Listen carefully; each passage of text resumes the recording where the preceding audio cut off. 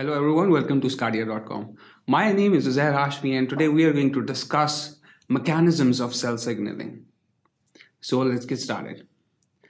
So in this particular lecture, our prime focus would be to discuss the mechanisms of different types of signaling pathways that are present within the cells and that give rise to different form of upregulations of genes that plays very important critical functions in the cell development, in the apoptosis pathways, and also in the development of cancer cells. So in the very first sections, we'll start off with discussion of the types of signalings and the types of receptors that are present through which whole cell signaling takes place. So we'll start off with the general principle of signaling. Moving on towards the type of signaling, we are going to discuss autocrine and paracrine and endocrine signaling. And then we are going to start off with the discussion of types of receptors.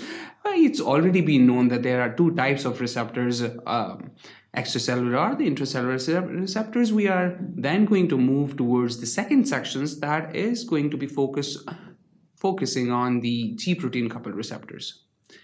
We are going to start off with the discussion of cell surface receptors, moving on towards its particular type, and we are going to discuss the G protein-coupled receptors.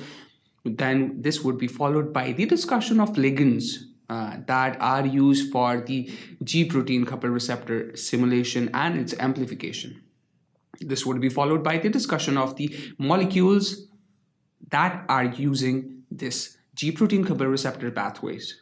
We'll start off with the discussion of acetylcholine that basically activates GPCR, and we are going to discuss how acetylcholine plays critical important functions by the stimulation of both the skeletal muscles, endocrine muscles, and then we are then going to move towards the light activated rhodopsin pathways, and we are going to see how a simple photon of light can activate the rhodopsin and hence leading towards the simulation of signals from the retina.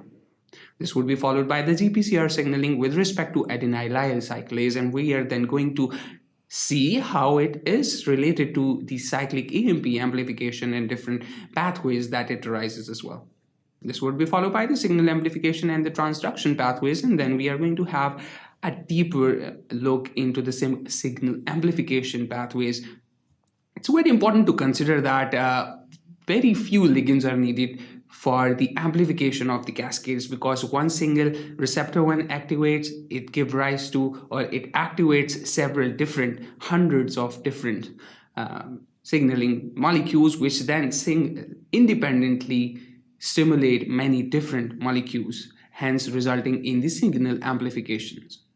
This would be followed by the discussion of cell surface receptors and their functions, and then we are going to have a look on the overview of cell surface receptors. We are then going to discuss 5, 6, 7 different categories of the cell surface receptors and their functions and how they give rise to different pathways for the cell signaling.